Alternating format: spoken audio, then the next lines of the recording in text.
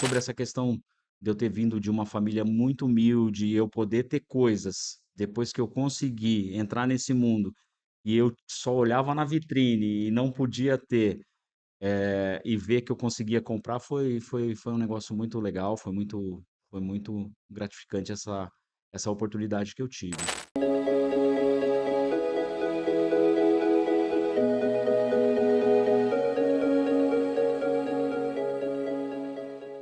Bem-vindo a mais um episódio do podcast Papo de Mestre, onde vocês são os mestres e nós somos os alunos. Meu nome é Paulo Cordeiro e hoje eu estou aqui recebendo Marcos Lacerda, um profissional especializado em tecnologia SAP, já implementou projetos nos mais diversos clientes e de diversos segmentos. Uma passagem muito forte no setor educacional e ele vai compartilhar um pouco da sua carreira, de como ele entrou no SAP, de como foi assumir um cargo de liderança, como é liderar projetos complexos de tecnologia e vai trazer essa informação para nós. Obviamente também vamos falar aí de gestão e governança de dados em projetos de SAP, né? Vamos tocar ali o dedo na ferida, vamos mostrar onde o projeto SAP naufraga por problemas na qualidade dos dados. Então o Lacerda vai contar um pouquinho para a gente. Antes de passar para o Lacerda, vou falar aqui um pouquinho da experiência. Então, o Lacerda trabalhou em empresas como Croton e Cogna, na Braskem, na Sanofi, Grupo Votorantim, Itaú, sempre liderando projetos como SAP. Começou lá atrás como consultor de SD, né, um consultor de vendas e distribuição, e depois foi assumindo cargos como gerente de projetos e hoje também atua na área comercial de projetos de SAP também. Então, esse é um pouquinho da experiência aí do Marcos. Marcos, bem-vindo. Se apresenta um pouquinho aí para o nosso público. Obrigado, Paulo, pelo convite. Estou feliz de estar aqui com vocês no Papo de Mestre e compartilhar um pouco da minha experiência para as pessoas. E, bom, tenho 51 anos de idade. Como você já bem disse, eu comecei no mundo corporativo ali, mais especificamente em SAP, há mais ou menos 30 anos atrás. Então já tenho uma boa experiência. Sou pai de 4 filhos, né? Bastante filhos. Então tem muita diversão e muita experiência também na governança das crianças, né? E, enfim, quero aqui compartilhar para vocês a minha trajetória, um pouco da minha experiência. Atualmente estou atuando como executivo de vendas, numa grande consultoria brasileira. E comecei há pouco tempo nessa experiência, mas está sendo incrível.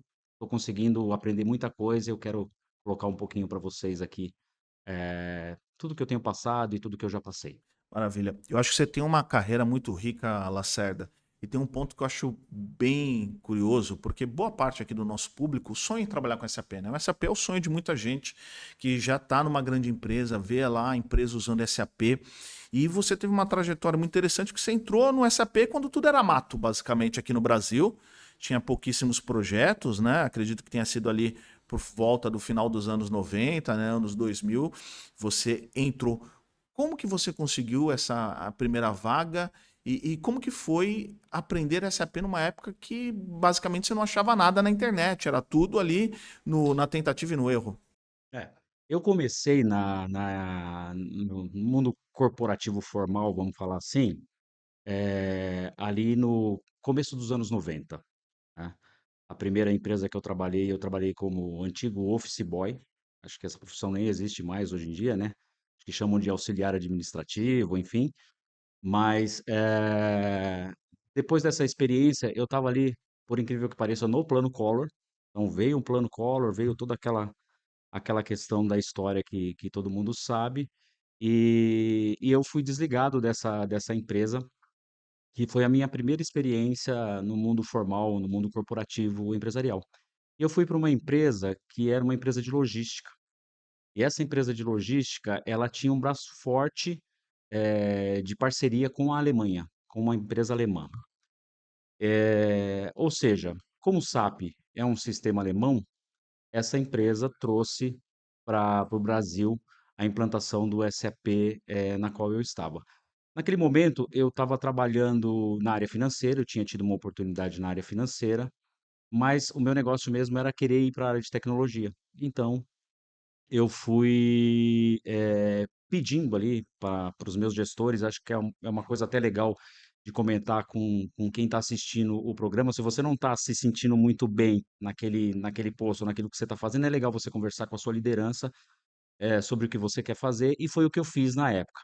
Então imagina assim, começo dos anos 90, as empresas onde as pessoas trabalhavam tudo de terno e gravata na área financeira, eu era mais um jovem que trabalhava de gravata naquela época, e de repente eu tinha pedido uma oportunidade para ir para a área de tecnologia, onde o pessoal era mais despojado, andava de forma mais à vontade dentro das empresas. Então assim, em um dia eu estava fazendo uma reunião com um time de controladoria sobre a parte de tesouraria e financeiro, e na semana seguinte eu estava carregando o micro, instalando o micro, entrando debaixo de mesas dentro da empresa que eu já trabalhava. Então foi um negócio assim muito disruptivo para a época, assim, para mim, mas foi o que eu entendi que seria o melhor para minha Foi carreira. um ponto de início. Aí você foi para Foi, TI e aí durante a sua estada na TI veio a implementação de SAP nessa empresa, ou ela já usava? exato. Não, não.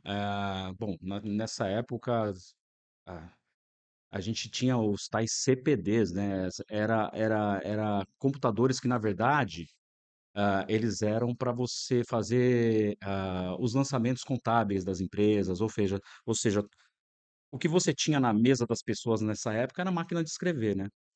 Então você não tinha computadores, nada disso. Como as empresas no Brasil estavam passando por esse processo de renovação tecnológica, a empresa que eu estava também estava passando, e aí que começou esse movimento de você fazer toda a informatização da companhia. Então eu trabalhei ali um pouco em tecnologia, com essa parte de administração de ambiente, de field, de toda a infraestrutura. E aí, quando veio o projeto SAP para a empresa, eu, como era um braço da TI, eu fui deslocado para esse projeto. E aí eu fui deslocado para o time de logística e vendas desse Você foi projeto, como um key user. como key user. Para quem Um key não user sabe, né, o técnico, né? key user é o usuário-chave, é o responsável da empresa que ajuda na implementação do SAP porque domina alguma área de negócio da empresa. É isso. Então a minha experiência foi essa, e aí que eu comecei a entrar no mundo SAP. Como você falou, a gente começou esse processo em 1997. O primeiro processo foi levantar os processos da companhia. Então, assim, hoje, com mais experiência nesse mundo SAP, eu entendo que o SAP é muito mais uma plataforma de uma solução de processos do que praticamente falar de tecnologia. Você fala pouco de tecnologia quando você está num processo de implantação de SAP, você fala muito mais de negócio, muito mais de processo de negócio. E naquela época a gente estava desbravando, como você disse, a SAP estava chegando no Brasil, se eu não me engano, ali as primeiras implementações foram em 95 ou 96, e a gente estava ali em 97 já caminhando também para fazer a implantação, mas era tudo muito novo ainda. No Brasil, a gente não estava acostumado com essa abordagem, abordagem de integração de áreas, integração de processos e áreas, então a coisa era um pouco mais segregada. E aí mergulhei de fato nesse mundo SAP com a empresa implantadora da época. Uma coisa curiosa é que você começou ali em finanças, mas você não era um profissional formado em finanças. E também você demorou um pouco de tempo para se formar em administração. Você chegou a estudar, fiquei sabendo que você chegou a estudar teologia. E agora explica pra gente como que você sai da igreja para uma implementação de SAP, cara. Como que foi tua jornada? E como que você se descobriu na TI? Você falou que estava em finanças, estava um pouco insatisfeito, e aí fez o salto para TI. Mas isso não é uma decisão que sai de um dia para o outro, né? E também você chegou a estudar teologia, parou o estudo. Como que foi isso na sua cabeça? Olha, eu vou dizer assim que não foi muito estruturado É, as coisas, tá. Eu venho de uma família bastante humilde, então a gente na minha época de jovem, de adolescente, primeiro, assim, pela cultura da nossa família e tudo mais, você tinha que arrumar um emprego para além dos estudos. Então, Isso explica um pouco de eu ter me formado mais tarde e tudo mais. Mas assim, as coisas meio que foram acontecendo. Como eu trabalhei de office boy nessa empresa também, e depois, eu já fui ser um office boy, digamos assim, da diretoria da empresa, eu passava de sala em sala dos diretores, na época tinham 6 diretores. E eu passava de sala em sala dos diretores organizando as coisas dos diretores. Então eu pegava o jornal, deixava o jornal que o diretor gostava de ler, deixava o bloco de notas da forma que o diretor gostava de ler, ele gostava de anotar, apontava os lápis lá para eles, enfim. Eu deixava toda a estrutura dele para quando ele chegasse, a coisa tivesse mais organizada. Porque eu era assim que eu me comportava, dentro da companhia. De alguma forma, eu acho que viram algum potencial, e eu me lembro como se fosse hoje, porque eu estava na recepção, para receber uma pessoa que ia falar com o presidente da companhia, e eu atendi aquela pessoa, dei um jornal para ela, perguntei qual era o jornal que ela gostaria de ler, dei o jornal que ela gostava de ler, servi um café para ela, pedi para ela guardar e anunciei a entrada dela. E essa pessoa falou uma coisa muito muito legal para mim, ela falou assim: "Olha, jovem, do jeito que você está aqui me deixando à vontade, e cuidando de mim aqui, eu posso dizer para você que você vai ter futuro, porque, da forma como você está se comunicando e que você tá fazendo as coisas aqui, eu vejo em você um potencial para algo maior lá na frente". Eu nunca esqueci disso, eu guardei aquela mensagem dele e eu entendi que eu estava no caminho certo. Então, assim, quando eu comecei, na área financeira especificamente, foi uma oportunidade que a empresa me deu, porque viu que eu era organizado com o meu trabalho, que eu era focado com as coisas que eu fazia, e de alguma forma isso casava com aquilo que a companhia queria. Tanto que eu cheguei à liderança do departamento financeiro com 19 anos. Eu tinha 19 anos e eu fui chefe do departamento financeiro dessa empresa. Era uma empresa já grande, já. Já era uma empresa grande, uma das maiores empresas de logística aqui do Brasil, uma empresa brasileira, tá. Eh, bom, só que o que eu queria mesmo era a área de tecnologia. Então, para mim, ficar naquela área, financeira, eu entendia que ali não era o caminho, não era a jornada que eu queria. Mas eu aprendi muito, muito, eh, ao longo dos 3, 4 anos que eu fiquei na área financeira. E aquilo me deu uma base muito forte de organização, de como que a empresa se organiza com sua parte financeira, de como que ela trata o seu fluxo de caixa, eh, mas assim, para mim o que eu queria mesmo era a área de tecnologia. Essa história da teologia, ela veio muito eu, como toda pessoa, sempre tenho os seus questionamentos sobre teologia, sobre Deus, sobre a Sobre a existência de vida. Deus, sobre a vida, para onde vamos, de onde viemos. Então, assim, eu ouvia muita coisa falar sobre isso, mas eu queria de fato entender. Eu gostaria de estudar aquilo para eu entender o que estava por trás. Por que daquela fé? Por que que as pessoas falavam aquilo e acreditavam naquilo? Foi quando eu fiz um curso de teologia. E esse curso para mim foi, assim, espetacular, foi sensacional, porque, ele te dá uma visão, não especificamente, de uma só religião, mas de todas as religiões. Então, de alguma forma, isso abriu muito minha mente, nessa questão espiritual, de como que você trata essa questão mais, voltada para a religião. Então, assim, para mim foi bom, foi ótimo, eu uso até hoje, eu pratico até hoje, é uma coisa que me ajuda bastante, e foi uma experiência muito boa, foi muito gostoso estudar a arte de falar, que é a homilética, que era um ensino na época que tinha, eh, estudar a parte de escatologia, que é o estudo das eras. Então, assim, para além da questão da religião, tem muita história envolvida, né, E tem nesses várias estudos. técnicas que você consegue aprender e usar no seu dia a dia. Total, total, total, né. Com certeza, se as pessoas pesquisarem aí vão perceber que, grandes dos maiores comunicadores, eles têm um viés ali de base, de ensino e de estudo, de teologia, estudo religioso e Até tudo mais. para melhorar a oratória, né? Realmente quem sobe num púlpito acaba tendo capacidades de comunicação bem amplas.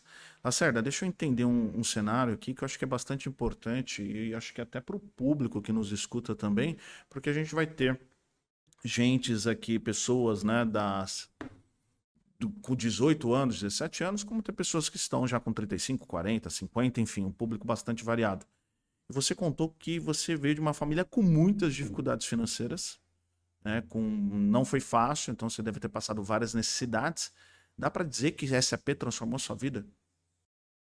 Ah, muito, muito, transformou muito, porque, eh, a tecnologia, eu vou falar assim, a porta de entrada para mim foi a tecnologia.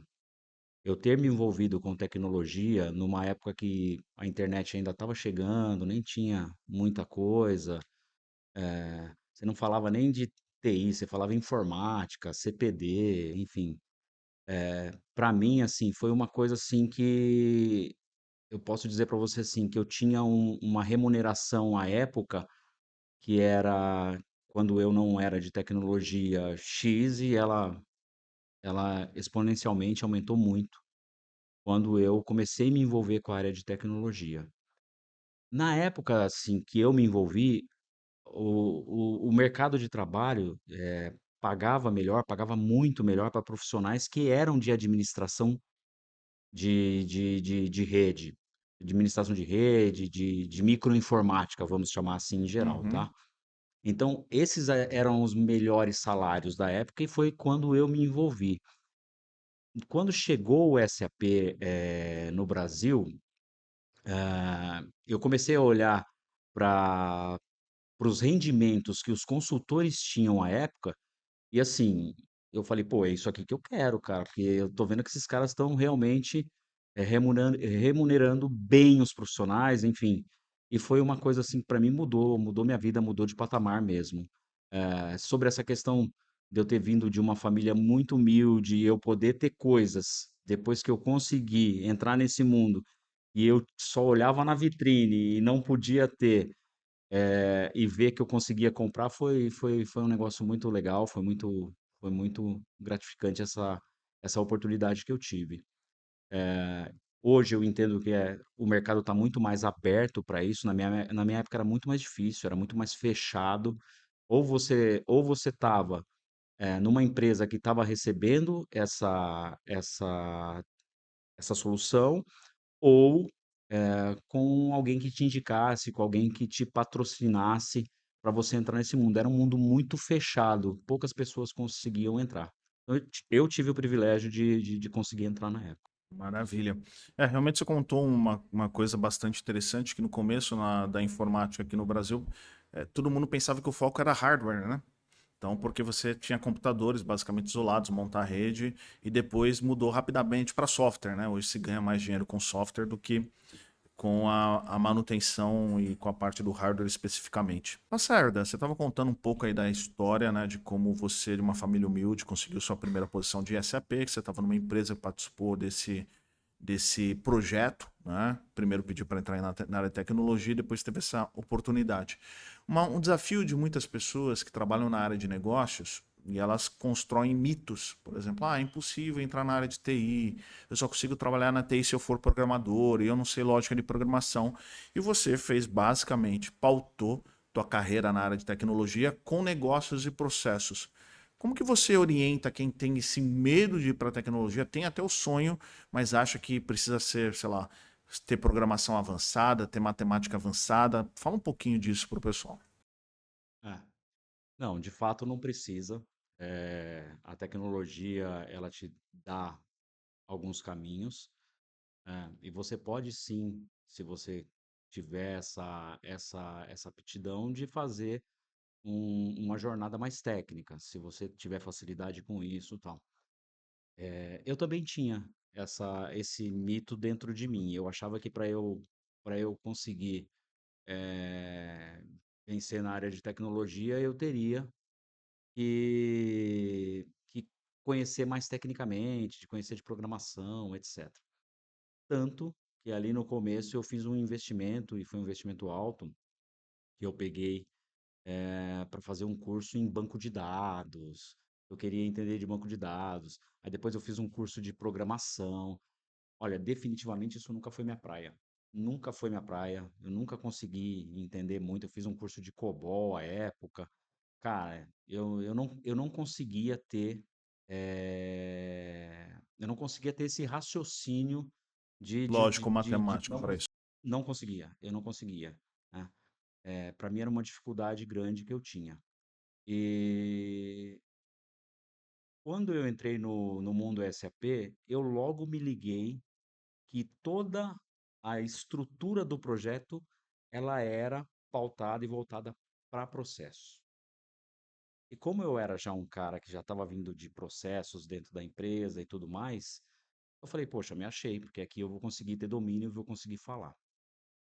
Então, assim, para quem está querendo começar, para quem quer, se envolver nesse mundo, se você consegue falar de processo, se você consegue ter entendimento de processo, é o que uma implantação de SAP mais precisa. Uma implantação de SAP ela é muito mais baseada em processo do que em tecnologia, porque a tecnologia está estabelecida, é um produto já pronto, formado, que tem suas regras, enfim. Eu falo o seguinte, eu costumo brincar o seguinte, é muito mais fácil você decorar um customizing lá, uma área de parametrizações, do que você entender de processos de negócio.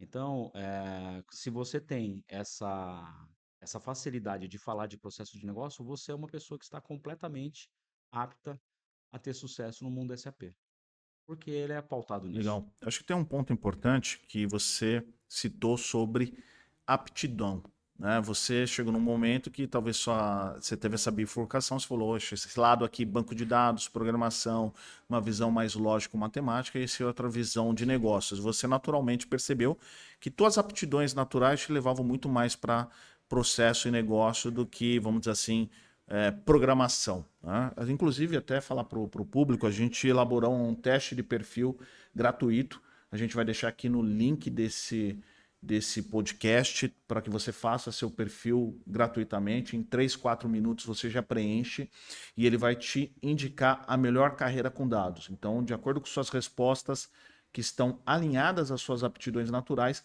o software vai determinar um score indicando se é melhor você ir para governança de dados, ciência de dados ou engenharia de dados. Então, se você quer descobrir o que é melhor para você, faz esse teste gratuito. Vou deixar aqui o link na descrição. Mas voltando aqui pro Lacerda, então você percebeu e você teve esse bom senso de seguir suas aptidões. Provavelmente, se você não tivesse seguido suas aptidões, você teria largado a área ou estaria frustrado. Com certeza. Eu tentei me envolver com essa parte mais técnica do negócio, mas eu vi que eu tinha mais dificuldade com isso, enfim, dificuldade maior de entendimento. Ou seja, a montanha ia ficar maior para eu subir. E aí, quando eu comecei de processos de negócio, aí ficou muito mais fácil para mim. Então, eu conseguia discutir, processos de negócios, por exemplo, eu estava em vendas à época, eu era consultor, eu era key user, né, usuário-chave dos processos de vendas.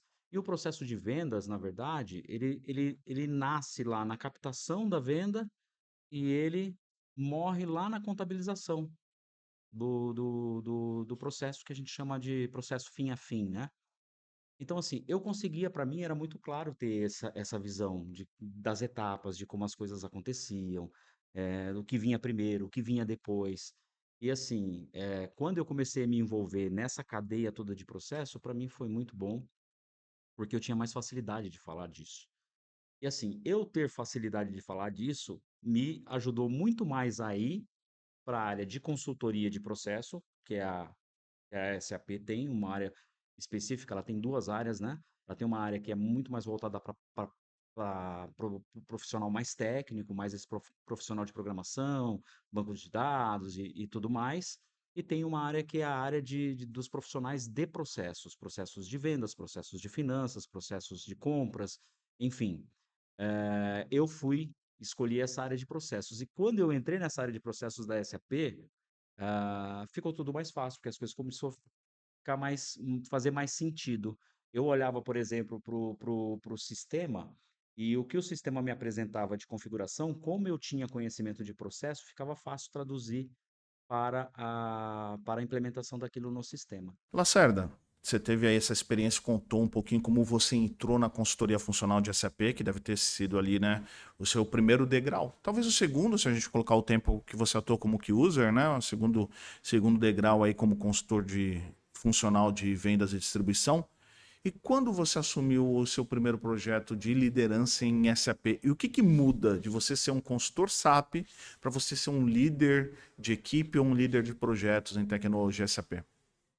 Ah, esse processo foi meio que natural, porque como eu tinha uma imposição técnica e eu tinha uma facilidade de conversar com o cliente sempre me procurava. Era muito natural eu estar num projeto e o cliente, eu era uma referência para o cliente. Com isso, começou de uma forma não muito estruturada, que nem eu contei, mas de uma forma muito natural, essa questão da veia da liderança. Então, era meio que como se outros pares meus também me procuravam como referência de algum tema ali que estava envolvido com o meu escopo de entrega. Ah, Com isso, comecei a trabalhar em alguns projetos, em alguns clientes, como consultor isolado. Daqui a pouco eu estava numa equipe, com mais consultores, com mais pares comigo, e as minhas lideranças começaram a enxergar em mim um potencial de liderança. Então, o primeiro passo, disso foi um líder meu, vou mencionar o nome aqui, que é o Carlos Fonte, trabalhou comigo, que mora em Portugal. Ele foi a pessoa que me deu a primeira oportunidade como liderança efetiva dentro desse mundo de trabalho, tá? Na época, eu era já uma liderança entre consultores, mas eu não era um gestor de projetos. Aí a sua pergunta, o que que muda, né? Muda muito, né? Porque quando você não é uma liderança, você responde pelo seu trabalho. Você responde pelo seu resultado, pela sua performance, pelo que você faz, né? Agora, quando você é uma liderança, você não responde só pelo seu trabalho, você responde pelo trabalho do time, pelo trabalho da equipe. E aí, para mim, foi um desafio enorme, enorme. E aí eu posso dizer com toda certeza e clareza que aquele estudo que eu fiz de teologia, aquelas experiências que eu tive de processos de negócio e tudo mais, isso me ajudou e facilitou nesse processo de transição no qual eu saí de um consultor para um gestor. Mas no começo foi desafiador, porque quando você é um líder, você está lidando com diversos tipos de pessoas. Então, assim, qual é a maior arte para mim da liderança? É você conseguir engajar, é você conseguir construir uma convergência de pessoas indo para um mesmo objetivo. Quando você consegue fazer isso como líder, você com certeza está chegando num patamar de excelência de liderança. Então, para mim, no começo foi um pouco difícil, porque eh, num processo de liderança envolve comunicação, envolve comportamento, como tratar as pessoas, envolve também você cobrar pelos resultados. Eh, eu tinha uma frase que para mim fazia muito sentido, que era, eh, muitas vezes eu ficava indignado com a situação, mas eu era leve com as pessoas. Isso para mim fazia uma diferença enorme nesses tratos de liderança, de como eu agia com os meus times.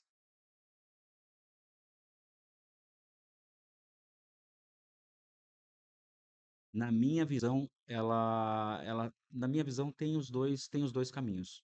Você tem pessoas que realmente nascem com esse dom de liderança, mas você consegue, é só você pegar, vou levar para o mundo do futebol, tá? Você pode pegar, por exemplo, o Messi e Cristiano Ronaldo. O Messi é um cara que nasceu com todo o talento, com tudo aquilo que tem, que um jogador sonha em ter. O Cristiano Ronaldo não, era um cara mais durão, mas assim, a persistência dele, a obstinação dele por aprender, levou ele para um patamar de exato, de ganhar vários prêmios. Então, assim, eu acredito que se você quer ser líder e se você não tem você entende que você não tem não nasceu com isso, você consegue sim, através de estudar, de aprender, de ouvir, enfim, você consegue sim chegar lá. Lacerda, agora sendo bastante sincero, né? Acredito que SAP dá muito dinheiro, porque sustentar 4 filhos não é moleza, né?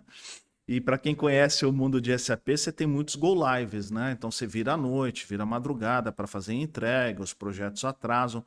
Como que é, cara, conciliar família, projeto SAP, muitas vezes trabalhando num feriado, trabalhando no final de semana, tendo que garantir o leite das crianças? Como que é essa parada?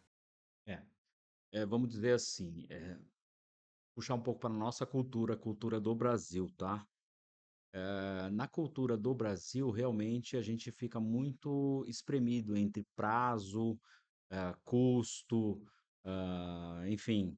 Então, um projeto no Brasil, ele é desafiador por quê? Exatamente por causa disso, porque você eh, não tem muito tempo de fazer muito planejamento, porque esses planejamentos também têm um custo embutido dentro deles, e você tem que entregar esses projetos com maior excelência possível, no menor custo, no menor prazo. Bom, partindo daí, realmente um projeto, para além de tecnologia e tudo mais, ele envolve pessoas, né. Ou seja, quem está por trás disso é o Lacerda, pai de 4 filhos, é a Ana, mãe, e com seus problemas ali do dia a dia. Enfim, para você conciliar isso, você tem que ter, muita resiliência, você tem que entender que é só um trabalho, que aquilo é só um trabalho, que aquilo é uma oportunidade de trabalho, mas é difícil, é muito difícil para você conseguir, muitas vezes, conciliar essa jornada mais vida pessoal e trabalho. No SAP, especificamente, você tem o que a gente chama de curva S da entrega do projeto, né. O que que seria essa curva S? O projeto ele começa num ritmo, digamos assim, Mais leve. mais leve, mais cadenciado, e à medida que o projeto vai chegando na sua onda de entrega, ele vai ficando cada vez mais intenso e vai requerendo mais energia dos times que participam da entrega. Eu não tenho uma receita para isso de como conciliar a vida pessoal e profissional. Eu vejo que as empresas fazem um esforço grande para que isso aconteça hoje. Eu trabalhei em grandes companhias que fazem esse esforço, que tomam esse cuidado com a saúde mental dos funcionários, eh, que apoiam, enfim, de alguma forma, mas eu vejo que isso está muito dentro ali da célula da entrega, de como a liderança trata aquilo, de como a liderança consegue tornar aquilo tudo um pouco mais leve para o funcionário. Se você não se cuidar, se você não tomar um cuidado com isso, realmente E um esgotamento mental. total, total.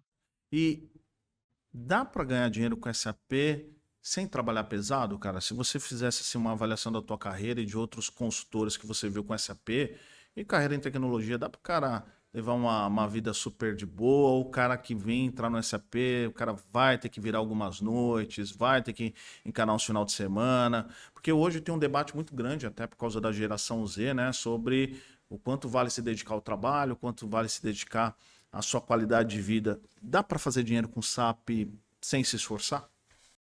Não, não dá. Sendo bem objetivo e direto, não dá para você. Eu não acho que é só com SAP, tá? Todo desafio em que você vai ter uma remuneração maior, ela vai requerer mais de você. Isso é um fato, tá?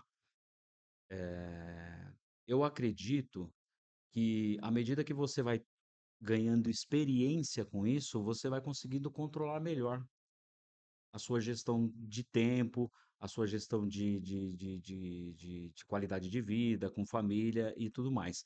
Mas, eu não acredito que você, a não ser que você ganhe alguma loteria, tá? Eu não acredito que você vai sair do ponto A para o ponto B, tipo, tendo rendimentos extraordinários, sem que isso realmente te tire da zona de conforto, sem que você realmente trabalhe horas a mais. Até porque, se você está fazendo o que você gosta, se você está fazendo o que você ama, isso não passa a ser uma coisa, pesada, não passa a ser uma coisa que você vai achar que é um saco, né, para você ter que levantar cedo e fazer aquilo. Não, se você gosta daquilo e aquilo, se você encara aquilo como uma coisa de crescimento, crescimento de conhecimento, crescimento financeiro, prosperidade e tudo mais, aquilo vai acabar se tornando para você uma coisa mais natural, não vai virar uma coisa mais pesada. O cuidado que você tem que ter é que, à medida que você vai mergulhando muito, você pode chegar num patamar de se envolver tanto que você esquece esse outro lado da vida, que é a sua vida pessoal, sua vida familiar, o seu relacionamento. Então, assim, se você não conseguir entender isso e não conseguir ter um equilíbrio nisso, de fato, pode te prejudicar. Continuando nesse assunto do equilíbrio, tem um tema bastante em voga hoje sobre faculdade. Você até contou aqui pelas dificuldades que você teve ali na sua jornada, que você fez uma faculdade mais tardia. Vale a pena ou não vale a pena fazer faculdade? Hoje, por exemplo, você tem filhos, a tua recomendação para eles foi: faz a faculdade ou não? Esquece faculdade, vai, sei lá, viver de marketing digital. Como que é? Como que você encara isso se você estivesse falando com um cara ali de 20 anos, entre fazer ou não a facu? Cara, o meu conselho é que você tem que se preparar. Você tem que estudar. Não existe mágica, né? É que hoje com as redes sociais, né, você vê muita coisa nas redes sociais, mas isso é exceção da exceção da exceção da exceção. Se você pegar o todo, você vai ver que, cara, tá acontecendo uma coisa para uma pessoa, que não é a regra, não é para a maioria. Eu tenho uma frase que eu uso muito aqui, tanto na 4MDG e tal, nos vídeos, que é: a exceção é o exemplo do burro. Se você fica se guiando por exceção de rede social, você tá lascado, né? Pois é, pois é. Pois é, até porque na rede social tá todo mundo bem, tá todo mundo feliz, tá todo mundo ganhando muito dinheiro, e a vida real para trás ali no balcão não é assim que acontece, tá? Então assim, o que que eu indico para o jovem? Sim, se prepare, sim, estude, sim, faça a faculdade que você quer fazer, faça a pós-graduação que você quer fazer, faça o mestrado, faça o doutorado. Assim, quanto mais conhecimento você tiver, mais base e mais suave você vai tornar o seu caminho. Então, o conselho que eu dou para os meus filhos, eu sempre falo para eles assim: olha, se vocês querem atingir a sua independência, seja do que for, seja financeira, seja de qualidade de vida, começa a trabalhar agora. É agora, é com essa idade, para quando você chegar lá, que você estiver lá com seus 30, seus 40 anos, você vai estar desfrutando do que você construiu. Então, a minha dica para o jovem é sim, que você tem que sim, focar em conhecimento, tá? Se esse conhecimento é uma faculdade formal, eu não vou aqui eh, dizer que tem que ser, até porque não sei se essa pessoa, se isso é o que essa pessoa quer, mas que ela precisa ter conhecimento, que ela precisa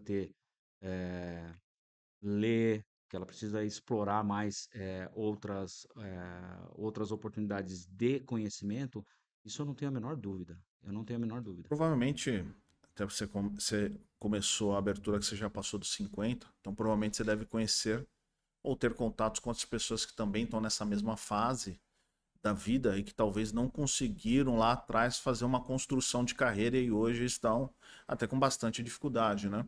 Eu brinco que não é uma brincadeira, né? Acho que tem, na verdade, é um fundo de verdade, né? A sociedade, ela olha diferente uma pessoa de 20 e olha diferente uma pessoa de 50. Quando você tem 20 anos, a sociedade passa a mão na sua cabeça de certa forma. Ele é jovem, está aprendendo, vamos dar uma chance. Mas quando você chega nos 50, a cobrança ela é pesada, já ninguém mais passa a mão na sua cabeça, né? O pessoal começa com aquela história de você tá colhendo o que você plantou. Então, se você tá com uma vida boa, ótimo. Se você tiver com uma vida ruim, problema do que você fez a colheita. Você vê muita gente hoje com 50, 55, 60 anos com dificuldade porque não conseguiu planejar a carreira. Ah, sim, com certeza. A vida é feita de escolhas. Disso eu não tenho a menor dúvida. E eu acredito muito que se você faz boas escolhas para sua vida, você também vai colher bons resultados para sua vida. Sim, tenho amigos, tenho pessoas que tem aquelas pessoas que eu falei assim, poxa, esse cara vai longe, não sei o quê. E hoje ele não tá numa situação legal profissional. E, e tem outras, por exemplo, que escolheram abrir mão de certas situações e hoje estão com uma vida mais estruturada. Então,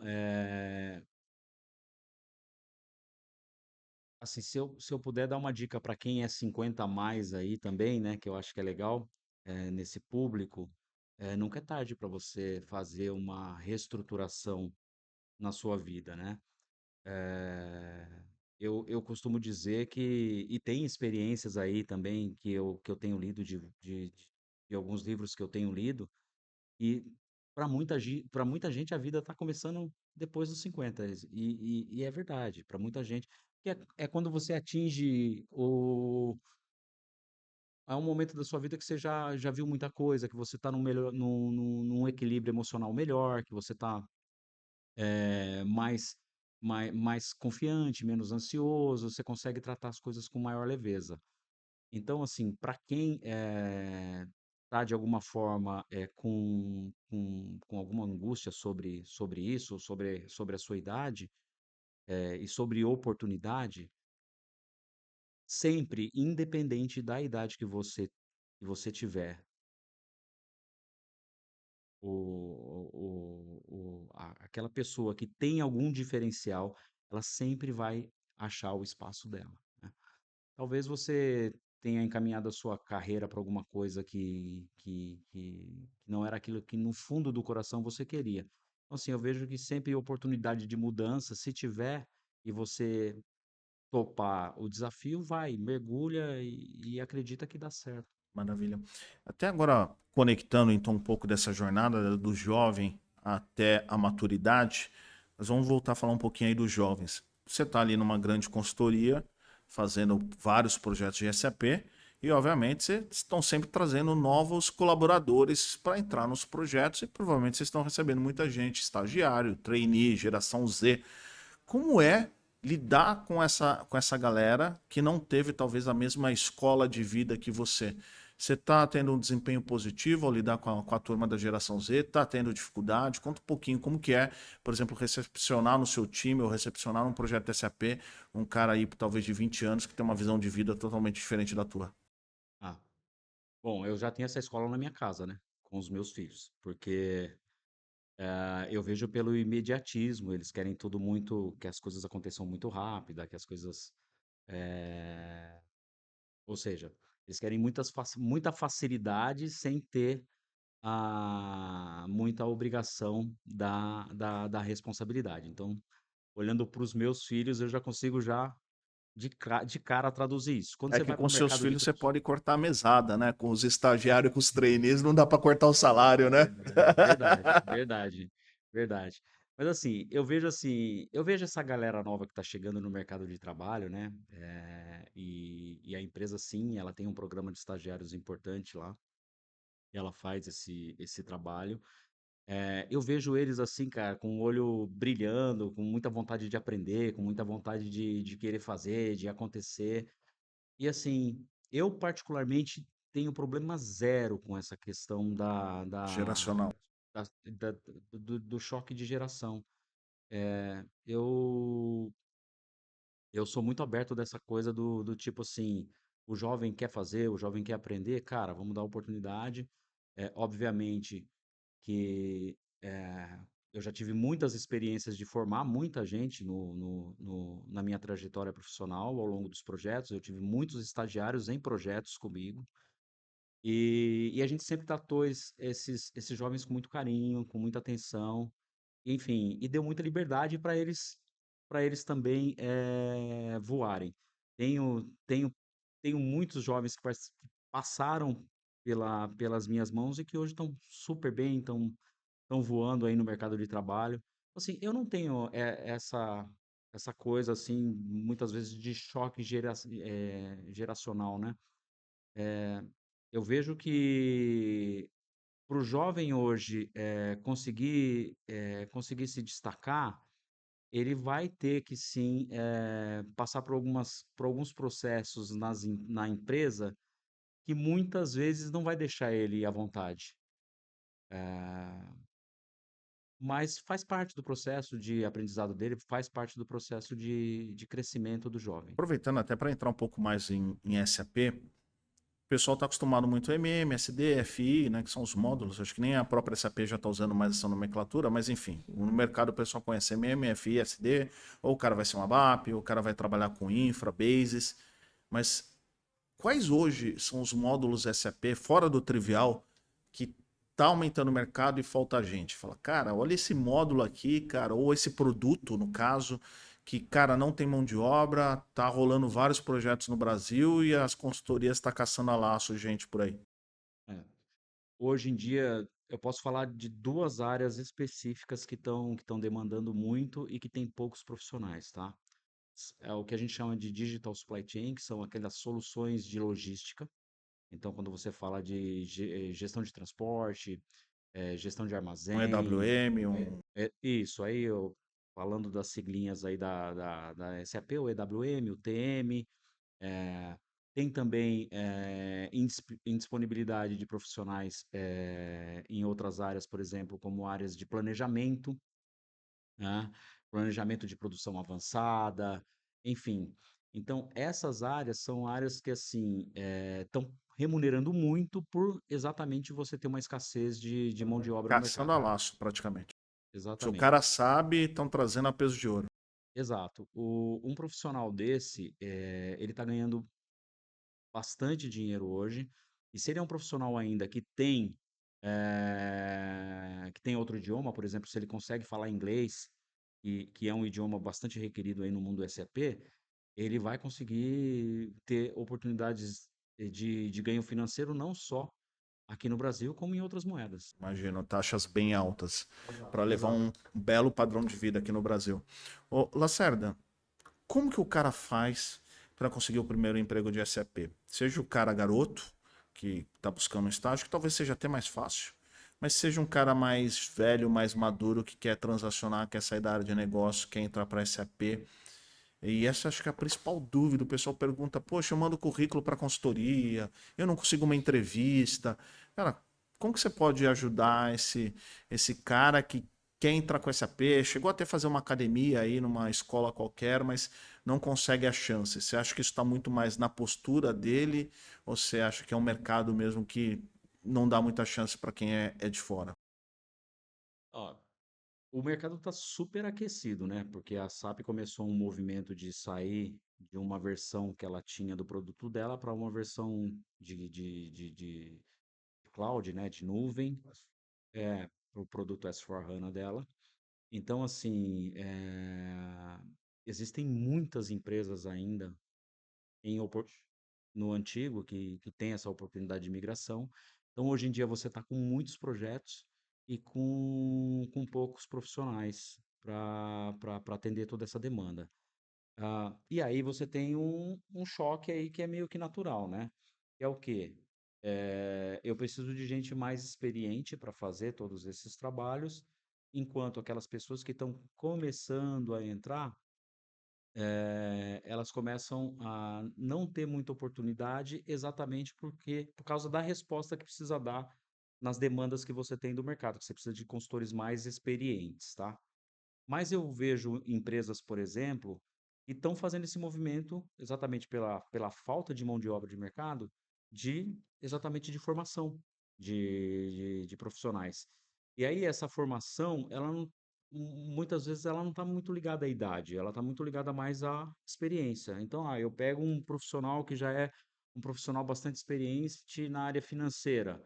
Ou se ele conhece bastante de processos de negócio, voltando para o início da nossa conversa, esse cara vai ter mais facilidade de engajar dentro do mundo SAP, porque daí vai ficar faltando o gap dele, vai ser o conhecimento Das telas, do, basicamente. das telas, de configuração das telas, tá? Basicamente, enquanto que o jovem, aquele que está iniciando, ele tem os dois gaps.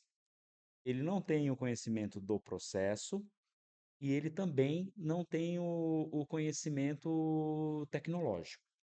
Porém, ele tem uma coisa que é no mercado de trabalho, e é valorizado, que é exatamente o quê? Que é não ter os vícios de ter tido algum tipo Experiência de laboral. exato, exato.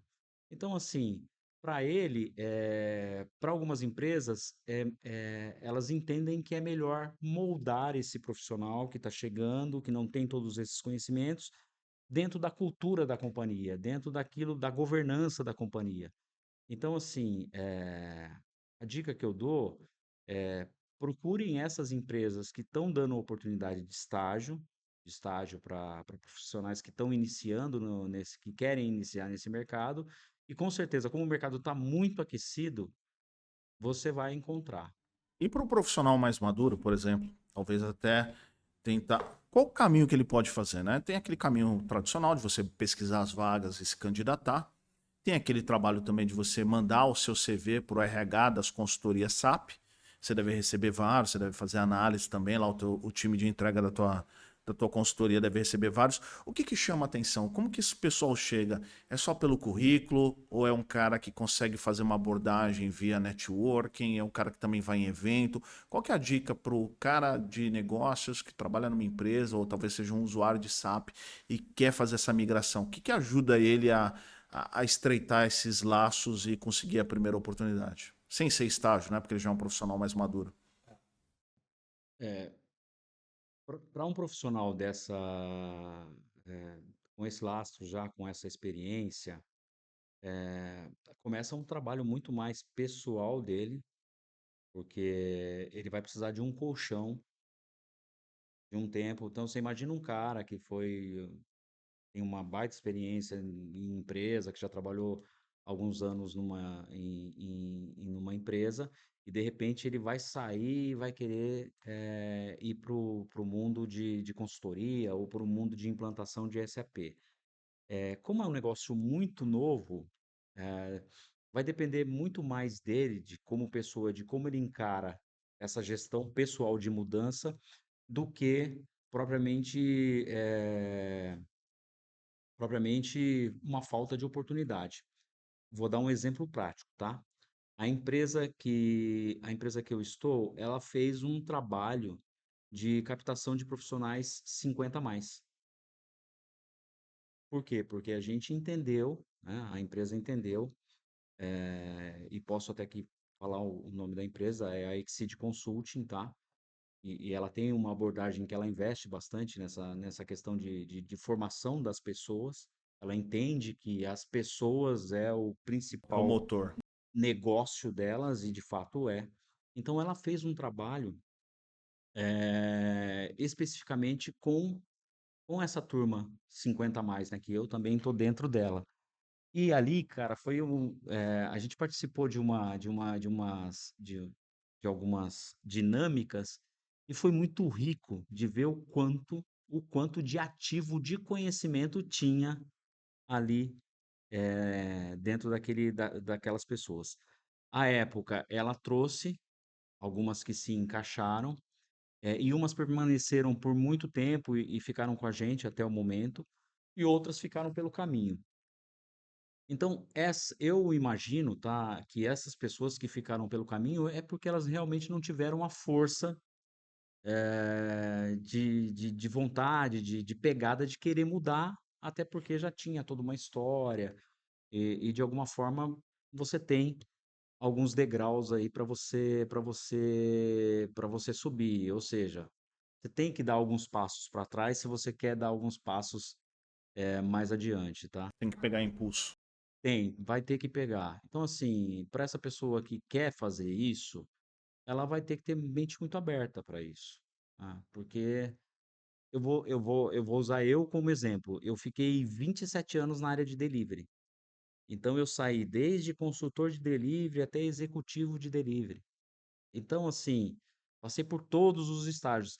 Essa praia eu domino, é uma praia que para mim, para eu jogar é muito fácil, eu consigo jogar muito fácil. Só que chegou um momento da minha vida que eu falei assim: "Cara, eu já faço tanto isso aqui, tanto, tanto, que já não tá Satisfazendo. já não tá me dando assim, O mesmo tesão de antes. perfeito, é isso. Então não tá me dando". E aí eu resolvi mudar, e aí eu resolvi ir para a área comercial. Quando eu entrei na área comercial, eu imaginei que todo aquele background que eu tinha, não sei o quê, aquilo ia sair abrindo porta para tudo quanto é lado. Cara, lê do engano, outro mundo, outra abordagem, outra coisa. Então, assim, eu me senti um júnior. Chegou um momento que eu falei assim, cara, eu me sinto um júnior nisso aqui, né? Até brincava com alguns colegas de trabalho, eu falava assim, cara, eu me sinto um idiota aqui, né? Porque eu não tô conseguindo, eu não tô conseguindo engajar as coisas aqui. Só que assim, passou o meu primeiro ano de experiência e eu falei: "Não, eu quero, eu quero, eu quero". E aí as coisas começaram a dar certo. Quando começou a dar certo, que eu fiz a minha primeira venda, cara, eu me senti aquele estagiário que tinha conseguido a efetivação no meu trabalho. A adrenalina, a satisfação que aquilo me deu foi tão grande que eu falei: "Poxa, que legal, que eu já não sentia isso há muitos anos". Então, essa minha experiência que eu estou trazendo, seja para o jovem, seja para o mais, experiente, é isso, se você conseguir ultrapassar aquela barreira do tipo: "Puxa, tô andando, mas parece que não estou saindo do lugar", vai chegar uma hora que você vai sair do lugar. Vai chegar uma hora que vai dar um estalo e você vai conseguir. Então, a mensagem é persistência. Maravilha. Você contou uma coisa interessante que você fez essa migração para a área comercial, né? Outros desafios, tem que aprender técnicas de negociação, técnicas de vendas, enfim, né? Vender SAP não é fácil, são soluções caras, né? De longo prazo. Qual é a maior dificuldade de vender SAP? Você chega numa empresa para vender ou o RP ou vender algum produto adicional. Cara, o que que pega no processo comercial de SAP? Quais são as resistências, as objeções? Tá. Eu fiz 3 anos na área de vendas, eh, então eu posso dizer ainda que sou um aprendiz disso, estou aprendendo, estou estudando, estou lendo livros sobre isso, então, é uma coisa que ainda está no meu processo de aprendizado. Mas dado que eu já tenho uma certa, experiência com delivery, para vender os ciclos de venda de SAP, eles são ciclos longos, não são ciclos pequenos, tá? Um ciclo curto de venda de SAP, ele acontece muito mais por uma coisa que é uma necessidade emergencial do cliente, o cliente quer muito aquilo, já tá comprado o que ele quer, e aí a coisa encaixa e acontece ali. Mas um ciclo de venda de SAP, ele dura em torno de 6 a 12 meses, tá? Então, o normal, o padrão. Então, assim, quais são os desafios para que a gente encontra na hora de vender, SAP? Você tem 2 mundos. Você tem o que a gente chama de clientes que não estão no mundo SAP e que de alguma forma querem entrar, porque o SAP é uma boutique de produto, né. Então, assim, grandes corporações têm, empresas globais têm, então todo mundo quer É uma entrar e marca que existe chama, né? Atenção. exato, ela tem uma marca forte que fala por si só, né. E você tem, e também tem uma fama de ser cara, tem isso, você tem que investir muito dinheiro. Então, assim, você tem alguns mitos aí, ao longo desse processo, então que tem clientes que não têm essa experiência e tem clientes que já têm essa experiência e querem ir para soluções mais novas da SAP. Para vender para esses clientes que já estão dentro do mundo de SAP, digamos que é uma abordagem que você faz muito mais voltada para custos de investimentos, para oportunidades das novas tecnologias embarcadas e tudo mais.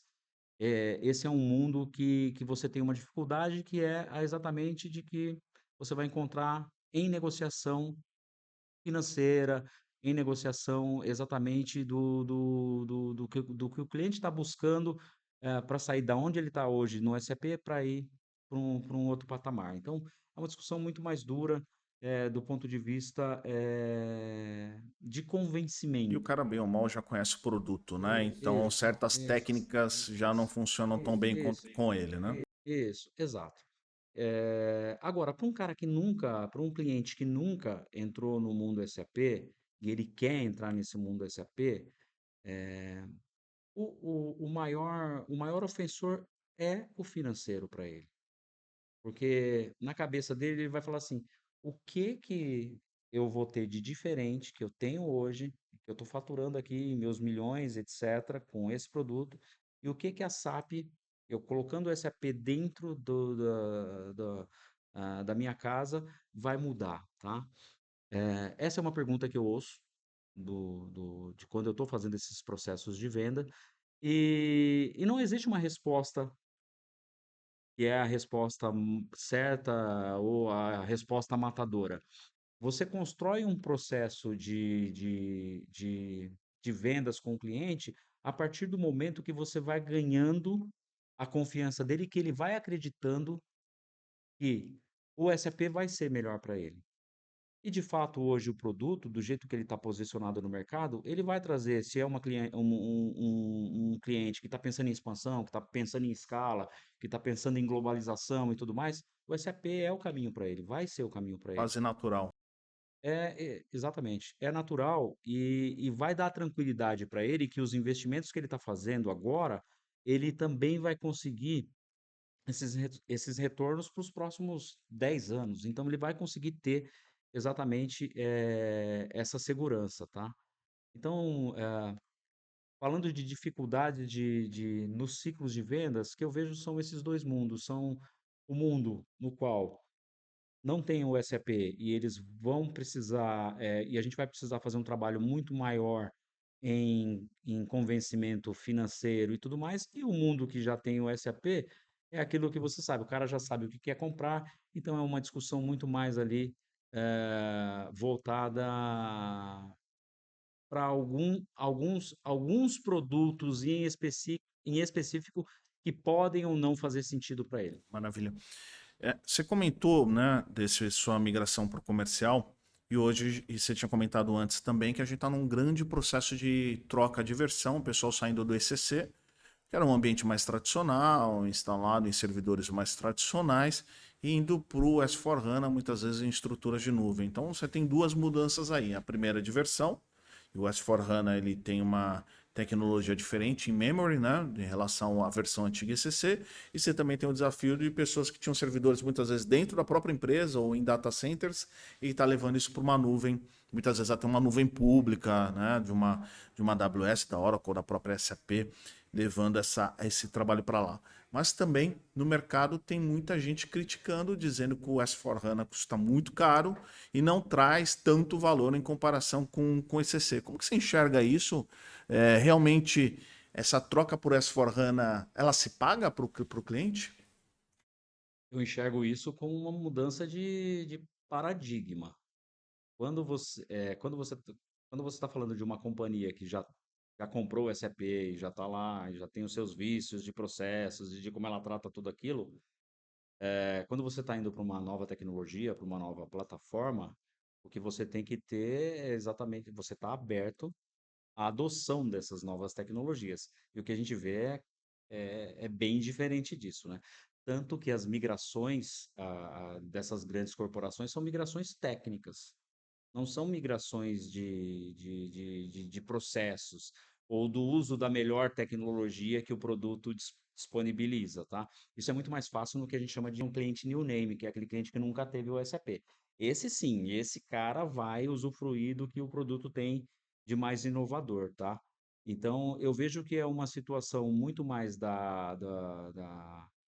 do board da empresa, das diretorias, né, das gerências quererem fazer uma transformação de fato, de adoção do que está embarcado de mais novo na tecnologia, do que qualquer outra coisa.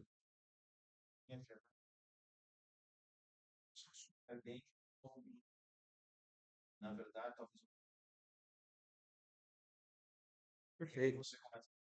Perfeito. Tem empresas que estão fazendo esse movimento, né? Inclusive, você tem as diversas formas de migração, que eles chamam de brownfield, de greenfield, bluefield, enfim. Em resumo, né? Com todas essas nomenclaturas aí, o que isso quer dizer é o seguinte: ou eu vou manter tudo como está e só vou fazer uma migração técnica, deixando meu produto capacitado para eu ter essas ondas de absorção dessas novas tecnologias, disso que está embarcado ao longo de um tempo, ou eu vou mexer em algumas partes que eu vou querer revisar e vou querer realmente transformar e outras não vou mexer, ou eu vou mexer em tudo. Então, assim, as opções elas estão na mesa para todos os gostos, tá? Depende muito da estratégia da companhia, porque quando você fala também de mexer numa empresa, de fazer uma reimplantação, que é o que a gente está chamando aqui, você vai ter uma governança muito forte em gestão de mudança. E gestão de mudança, se não for bem trabalhada, você pode causar impacto organizacional. Então, esse é um cuidado que eu entendo que as empresas têm e têm que ter mesmo. Se você não tomar um cuidado, se você for muito querer ser muito inovador, você pode criar um você pode criar um colapso estrutural na sua companhia. Pode ter perda de performance, pode ter perda de receita, você pode, enfim. Então, assim, aquela história do time que tá ganhando não se mexe, ele não é só uma verdade, mas você pode mexer no time que está ganhando de forma, Mais de forma pontual. controlada, né? De forma pontual. E eu acredito que as empresas que já têm experiência com SAP, elas estão tomando exatamente esse cuidado. Uma coisa importante também, acho que até para conectar um pouco aqui do nosso podcast de gestão e governança de dados, acho que é um desafio, queria que você falasse um pouco. Provavelmente você já deve ter vivenciado isso tanto no delivery como na parte comercial, que é a qualidade dos dados. Então, muitas vezes o cara está ali com um TOTUS, vai para um SAP e aí ele não consegue usufruir do SAP da melhor maneira possível porque os dados estavam ruins. Então ele pegou o lixo que estava aqui e levou o lixo para o SAP e fica surpreso que o SAP não resolveu o problema do lixo. E aí a gente tem aquele problema do trash in, trash out, né? Garbage in, garbage out. Como que é isso, cara? As empresas estão um pouco mais maduras para entender que elas precisam arrumar os dados antes de uma troca de RP ou ainda hoje dá muito problema? As grandes corporações, sim.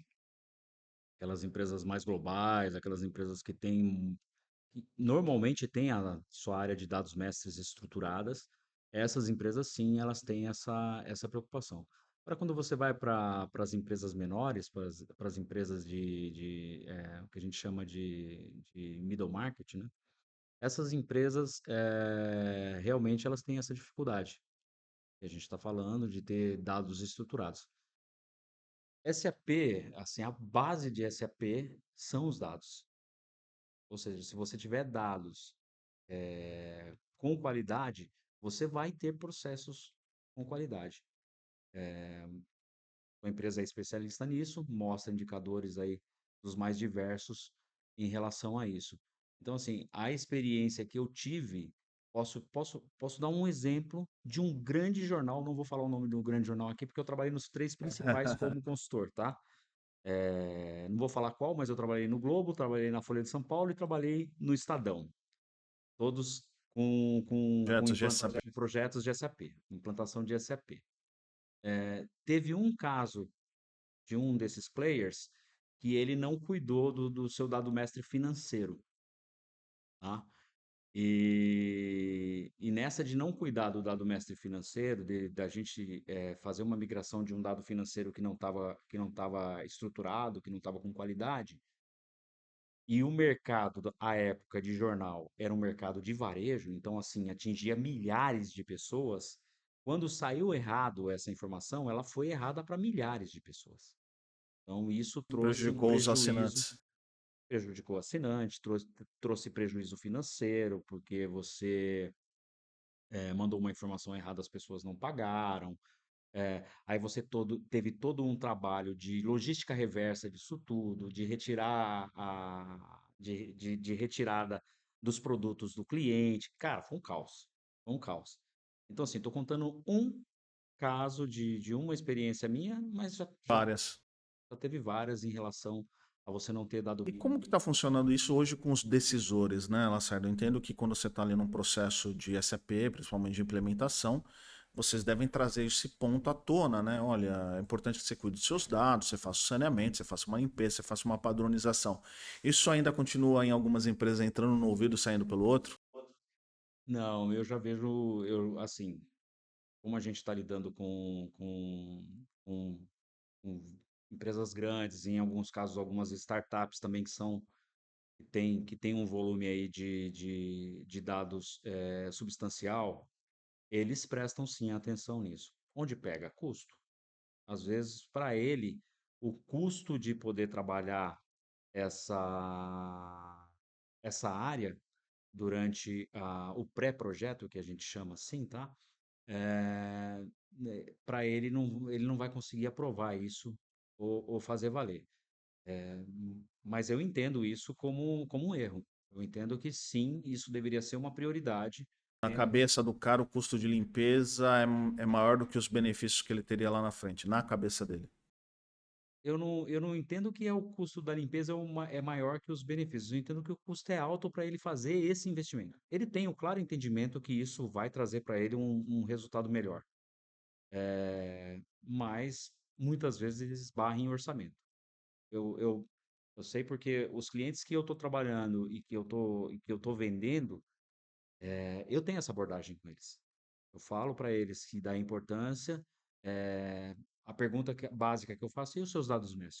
Como que tá? Como que tá esse negócio aí? Como que você está pensando em fazer isso?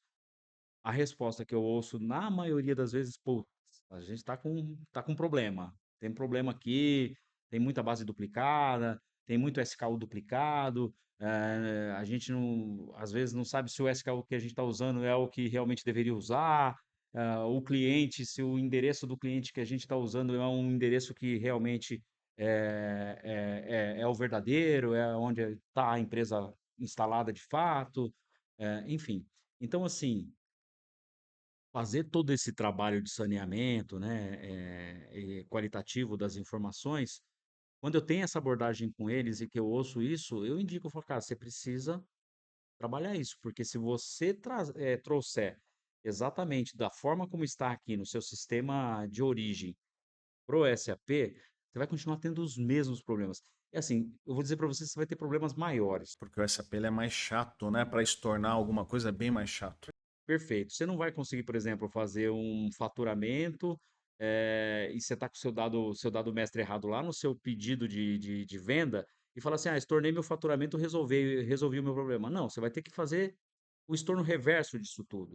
Então, você vai ter que estornar seu faturamento, você vai ter que fazer a Mais sua difícil dar logística uma marretada reversa. no SAP, né? Mais difícil. Tem mais Não, você controle, né? não vai conseguir fazer isso. Exatamente.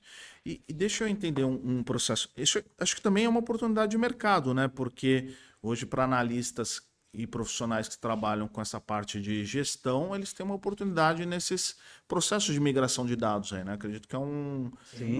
é uma área que acaba demandando também trabalho de consultoria, né? De, poxa, o cara precisa pegar os dados do RP anterior para trazer para o SAP, precisa converter, trabalhar. Então, acaba o mercado buscando esse tipo de profissional. Sim, hoje em dia você tem dentro das empresas a área de governança de dados, essas grandes empresas, até empresas de startup que já estão relevantes aí em movimentação, elas também têm essa preocupação de governança de dados. Então, sim, tem muito espaço para profissionais de governança de dados. Ô, Lacerda, para a gente até se encaminhar aqui um pouquinho para o final, pela tua carreira, né? Você trocou, saiu da área de entrega, foi para a área de comercial. Eu acho que você tem uma alta tolerância a riscos, né? Você consegue lidar bem com riscos, mas provavelmente você já deve ter quebrado a cara algumas vezes. Chega um projeto que deu certo, uma passagem de uma consultoria que você teve que interromper porque alguma coisa não deu certo. Como que você faz essa gestão sua particular de risco? Como que você suporta isso? Sem pirar ou sem entrar num processo de esgotamento. Conta um pouquinho aí, como que é essa gestão de risco e dá para ser consultor SAP sem ter tolerância a riscos? Bom, sim, já tive alguns revés durante a minha carreira. Eh, sobre você conseguir tratar os riscos, né, que pode te trazer alguns, algumas oportunidades que você tem de trabalho, eu posso dizer que no meu caso, eh, eu sempre fui muito próximo do cliente. Eu sempre fui muito próximo ao que o cliente poderia passar. Nessa forma de abordagem, quando você veste a camisa do cliente que você tá, fica mais fácil de você conseguir lidar com essa questão do risco. Quando você fica só muito do outro lado do balcão, olhando mais o seu lado e não olhando o lado do cliente, tá? Então, assim, para mim, o que facilitou para mim ter essa retomada ou essa virada de chave foi muito mais um se fazer estar do outro lado, entender o outro lado, porque por mais que essa palavra possa parecer simples, que é assim, você está entendendo de fato que o cliente está te demandando, o que ele quer. Muitas vezes essas rupturas acontecem exatamente por falta desse ouvir, de você tentar entrar do outro lado dele. Então, no meu caso, assim, eu tive alguns revés e eu consegui sair do outro lado, exatamente colocando a bola no chão, olhando e falando assim: "Bom, deixa eu ouvir de fato o que está acontecendo. Deixa eu ver o como eu consigo, reverter esse processo ou esse revés que eu tive", tá. Então, assim, a o que eu posso dar como dica, ou o que eu posso dizer da minha experiência para as pessoas que estão nos ouvindo é: teve algum momento de quebra ali? Teve algum momento de ruptura? Cara, respira, põe a bola no chão e ouve. Hoje existe uma dificuldade enorme de se fazer ouvir, tá? Então, assim, quando você conseguir ouvir o outro lado e entender, vai ficar mais fácil de você tomar as ações que você precisa tomar para retomar de novo o caminho correto. Maravilha. E para quem está nos escutando, se quiser ali entrar em contato com você, você tem perfil no LinkedIn, o pessoal consegue te mandar um inbox por lá. Pode me marcar lá, né? Marcos Lacerda, estou no LinkedIn, estou como account executivo da Exit Consulting. Podem me contatar para a gente trocar ideia, trocar experiência. Gosto de fazer isso. Uma coisa que eu gosto é isso, de poder repassar um pouco do que eu já passei e fiquem à vontade. Maravilha. Marcos Lacerda, queria agradecer a tua presença aqui no nosso podcast. Também queria que você fizesse aí alguma consideração final para o pessoal, né? E já de antemão agradecer o teu tempo e, cara, você contou toda a tua experiência com SAP nessa 1 hora e meia aqui de conversa. Qual que é a mensagem final aí para quem ou já está no SAP e quer evoluir, ou quer entrar no SAP, ou quer trabalhar com dados, gestão de dados dentro do SAP? Bom, eu que agradeço, Paulo, agradeço o convite, agradeço aí sua equipe que gentilmente está nos apoiando aqui nesse evento. E a minha mensagem para as pessoas é que acreditem no potencial de vocês, acreditem no sonho de vocês. Se vocês quiserem fazer acontecer, não vai ser fácil, o caminho não vai ser, que a gente costuma brincar de mar de rosas, mas, você consegue sim chegar do outro lado. Então, assim, a minha dica para quem quer entrar no mundo SAP hoje, veja se tem alguém próximo que tenha contato. Às vezes, se você vai ter que ser um cara de pau mesmo, vai ter que, se envolver com isso de forma mais, sem timidez. Então, assim, se você acreditar e se você, batalhar por isso, eu não tenho dúvida que você vai conseguir alcançar. Maravilha. Então, pessoal, primeiro, obrigado por acompanhar o nosso podcast, mais um episódio hoje. Já deixa aqui seu like, compartilha esse conteúdo para o seu amigo, né? Se o seu amigo não sabe programação, não sabe matemática, né? Ele tem a oportunidade de fazer a carreira em governança de dados, porque governança de dados é para ele e para você também. Então, aproveitando aqui, queria dar 2 recados rápidos. O primeiro é sobre a MDM Academy, um curso de extensão universitária reconhecida pelo MEC com mais de 100 horas aula. Então você faz no conforto da sua casa, totalmente online, com aulas gravadas, aulas ao vivo e de vez em quando a gente também faz aulas presenciais opcionais. Se você estiver aqui em São Paulo, você também pode se reunir justamente para fazer um networking, né? Aquilo que o Marcos acabou de falar de, poxa, você precisa conversar com as pessoas para que você consiga a sua oportunidade. Então, confere aqui o link no QR Code sobre a MDM Academy, vai lá, conversa com o nosso time, pode ser um excelente caminho para você entrar na área de governança e gestão de dados. E também, se você já é um comprador, um analista dentro de uma grande empresa, um gerente, um líder, vem conhecer também o nosso DaaS, que é o Data as a Service. A 4MDG pode assumir 100% da sua central de cadastros e a gente entra com um pilar de pessoas, com treinamento, engajamento, processos. A gente desenha todos os seus processos de acordo com a governança de dados mestres e tecnologia. A gente também já entra com software de MDM e a gente consegue reduzir 30% dos seus custos com a central de cadastros e reduzir em até 75% o SLA cadastral da sua empresa. Então vem conhecer o DaaS, é impressionante, uma única assinatura mensal você já leva uma equipe, novos processos e um software novo e moderno para gerenciar. Então, obrigado, pessoal. Esse é mais um episódio do podcast Papo de Mestre, onde vocês são os mestres e nós somos o aluno. Até mais.